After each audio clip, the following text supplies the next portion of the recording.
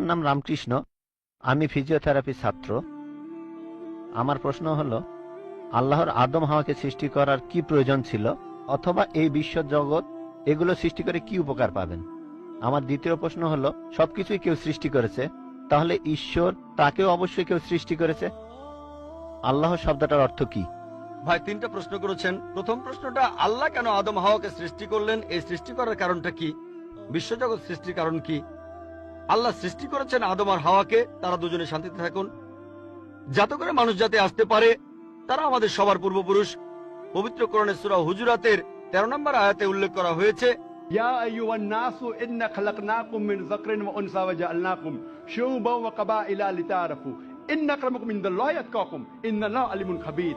হে মানুষ জাতি, আমি তোমাদের সৃষ্টি করেছি এক পুরুষ ও এক নারী হতে, আর তোমাদের বিভক্ত করেছি বিভিন্ন জাতি আর গোত্রে, যেন তোমরা অন্যের সাথে পরিচিত হতে পারো। এই জন্য নয় যে অন্যকে ঘৃণা করবে। আর আল্লাহর কাছে অধিক মর্যাদা সম্পন্ন সেই ব্যক্তি যার আছে তাকওয়া। আল্লাহ যেটার মাধ্যমে মানুষের বিচার করেন, টাকা পয়সা নয়, গায়ের রং নয়, জাতি বা গোত্র নয়, ধর্মমত নয়, সেটা হলো তাকওয়া। সেটা হলো আল্লাহকে মানা, ন্যায়পরায়ণতা, ধার্মিকতা। তাহলে আদম আর হাওয়া আলাইহিস সালাম তারা আমাদের সবার পূর্বপুরুষ, আপনারও পূর্বপুরুষ, আমারও পূর্বপুরুষ, সব মানুষের।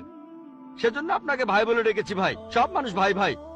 আল্লাহ বলেছেন ইয়া আইয়ুহান নাস, হে মানুষ জাতি। আর পবিত্র কোরআনে সূরা ইসরার 70 নম্বর আয়াতে উল্লেখ করা হয়েছে, ওয়া লাকাদ কাররামনা বানি আদামা।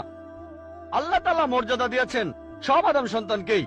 হোক আপনি জন্ম নেন ইন্ডিয়ায়, আমেরিকায়, ইংল্যান্ডে, জন্মান কোন হিন্দু পরিবারে বা মুসলিম পরিবারে বা খ্রিস্টান পরিবারে, আল্লাহ বলেছেন তিনি সব মানুষকে মর্যাদা দিয়েছেন। মানুষের জন্মালে আল্লাহ তাকে মর্যাদা দেবেন। সে হোক আপনার নাম জাকির, আব্দুল্লাহ, রামু, শঙ্কর, মানুষের জন্মালে আল্লাহ মর্যাদা দেবেন। আপনার প্রশ্নতে আসি, কেন আল্লাহ তাআলা মানুষ সৃষ্টি করলেন? আল্লাহ মানুষ সৃষ্টি করেছেন কারণ আল্লাহ বলেছেন মানুষ হলো আল্লাহ সৃষ্টির মধ্যে সেরা। আল্লাহ তাআলা অন্য যা কিছু সৃষ্টি করেছেন তা আল্লাহকে মানে। ফেরেশতা সৃষ্টি করেছেন, আল্লাহ যে আদেশই দেন ফেরেশতাগণ সে আদেশ পালন করেন, তাদের নিজস্ব ইচ্ছা নেই। মানুষ হলো আল্লাহ তাআলার এমন এক সৃষ্টি যার নিজের ইচ্ছা আছে। আমরা তার কথা মানতেও পারি, নাও মানতে পারি। তাই আল্লাহ আমাদের সৃষ্টি করেছেন, আমরা হলাম তার সৃষ্টির সেরা, আশরাফুল মাখলুকাত। তবে আমরা আল্লাহ তাআলার কথা মানতে পারি, নাও মানতে পারি। যদি আল্লাহর আদেশ মানেন তাহলে জান্নাতে যেতে পারবেন, তাহলে বেহেশতে যাবেন, স্বর্গে যেতে পারবেন। যদি আদেশ না মানেন তাহলে জাহান্নামে যাবেন, দোজখে যাবেন। তাহলে এই জীবনটা পরকালের জন্য পরীক্ষা। পবিত্র কোরআনে সূরা মুলকে 2 নম্বর আয়াতে উল্লেখ করা হয়েছে, আল্লাযী খালাকাল মাউতা ওয়া হায়াতা। আল্লাহ তাআলা সৃষ্টি করেছেন জীবন ও মৃত্যু তোমাদের পরীক্ষা করার জন্য। তাহলে এই জীবনটা হলো পরকালের জন্য পরীক্ষা। তাহলে আল্লাহ মানুষ সৃষ্টি করেছেন। আর আল্লাহ বলেছেন সূরা জারিয়াতের 56 নম্বর আয়াতে উল্লেখ করা হয়েছে, ওয়া মা খালাকতুল জিন্না ওয়াল ইনসা ইল্লা লিয়াবুদুন। আমি সৃষ্টি করেছি জিন ও মানুষকে যেন তারা আমার ইবাদত করে। তাই আমাদের উচিত আল্লাহ তাআলার আদেশ নিষেধগুলো মেনে চলা। তাহলে আমরা আল্লাহ সুবহানাহু ওয়া তাআলার অন্যরকম সৃষ্টি যার নিজস্ব ইচ্ছা আছে। আমরা আল্লাহ তাআলার আদেশ মানতে পারি, আবার নাও মানতে পারি।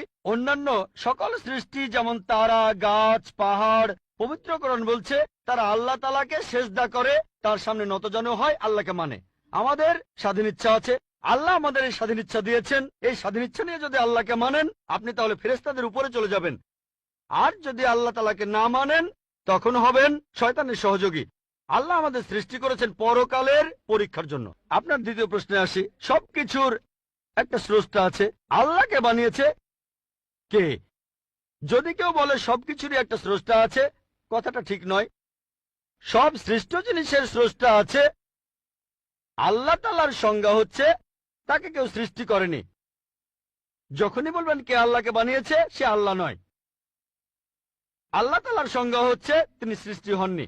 ধরেন এক লোক আপনাকে বলল যে ভাই, আমার বন্ধু জন, সে হাসপাতালে ভর্তি হয়েছে, সে একটা বাচ্চার জন্ম দিয়েছে।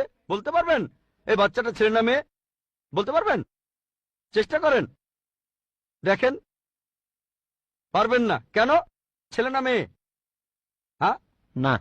ধরেন ভাই জন, সে হাসপাতালে ভর্তি হয়েছে, সে একটা বাচ্চার জন্ম দিল। এই বাচ্চাটা ছেলে না মেয়ে? আপনি বলতে পারবেন? না না।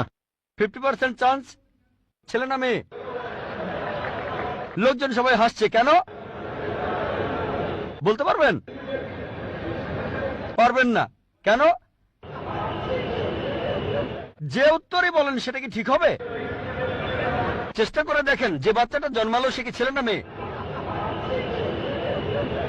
চেষ্টা করেন। মেয়ে। মেয়ে। ভাই, পুরুষ লোক কি বাচ্চার জন্ম দিতে পারে? হ্যাঁ, এখানে আপনি ভুল করেছেন। একইভাবে ভুল করেছেন যখন বললেন কে আল্লাহকে বানিয়েছে।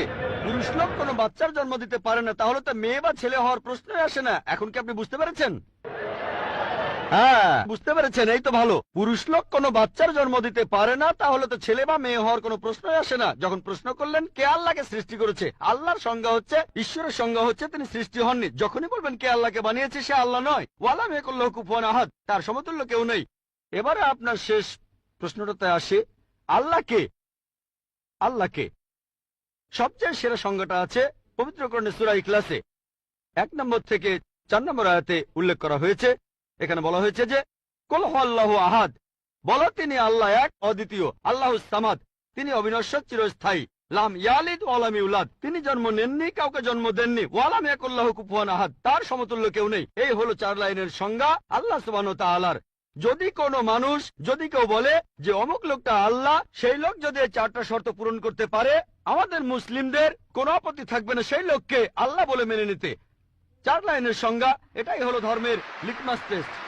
আল্লাহ তাআলার সংজ্ঞা প্রথমটা হলো কুল হুয়াল্লাহু আহাদ, বলো তিনি আল্লাহ এক, অদ্বিতীয়। আল্লাহুস সামাদ, আল্লাহ বিনশ্বর, চিরস্থায়ী। লাম ইয়ালিদ ওয়া লাম ইউলাদ, তিনি জন্ম নেননি, কাউকে জন্ম দেননি। ওয়া লাম ইয়াকুল্লাহু কুফুয়ান আহাদ, তার সমতুল্য কেউ নেই। যদি হিন্দু ধর্মগ্রন্থগুলো পড়েন, সেখানেও একই রকম কথা বলা হয়েছে, কুল হুয়াল্লাহু আহাদ।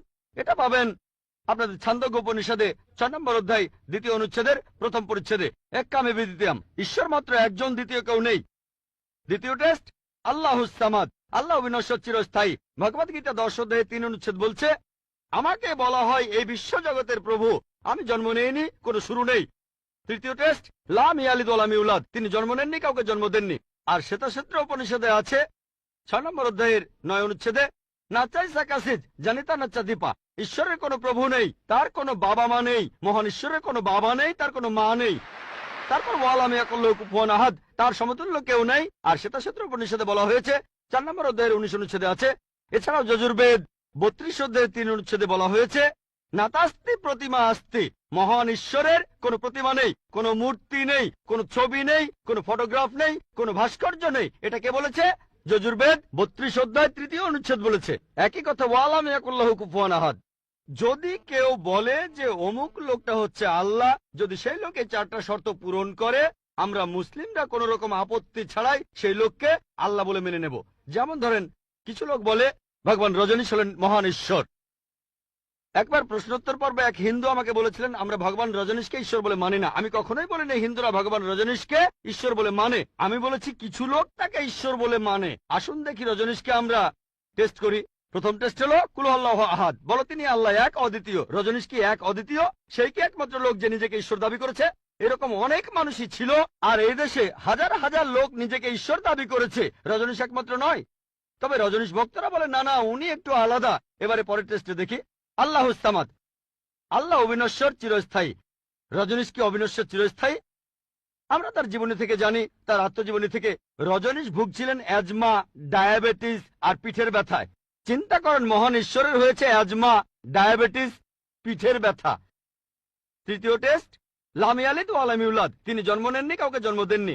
ভগবান রজনীশ জন্মেছিলেন মধ্যপ্রদেশে, তার বাবা মাও ছিলেন। 1981 সালে তিনি আমেরিকায় গেলেন, ইউএসএ। তখন হাজারো আমেরিকান তার ভক্ত হয়ে গেল।